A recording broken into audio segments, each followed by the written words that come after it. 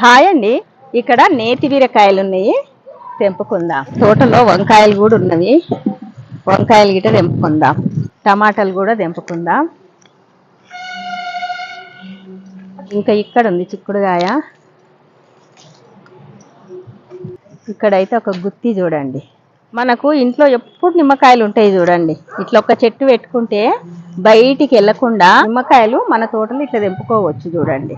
ఇక్కడ చూడండి పచ్చిమిర్చి, చెట్టు నిండా పచ్చిమిరపకాయలే. ఇంకా అక్కడక్కడ బెండకాయలు కూడా ఉన్నవి. ఇవి ముళ్ళు బెండకాయలు, విత్తనాలు వడినేమో ఇక మొలిసినాయి చూడండి. తోటలో ముల్లంగి ఉంది, ఈ ముల్లంగి కూడా అంతా వీకేసుకుందాం. చూడండి మనం తెంపుకున్న కూరగాయలు: దొండకాయలు, చిక్కుడుకాయలు, పచ్చిమిర్చి, బెండకాయలు, నిమ్మకాయలు, ముల్లంగి, టమాటాలు, బీరకాయలు. మరి మీకు నచ్చిందే అనుకుంటున్నా. నచ్చితే ఒక లైక్ ఇవ్వడం మాత్రం మర్చిపోకండి.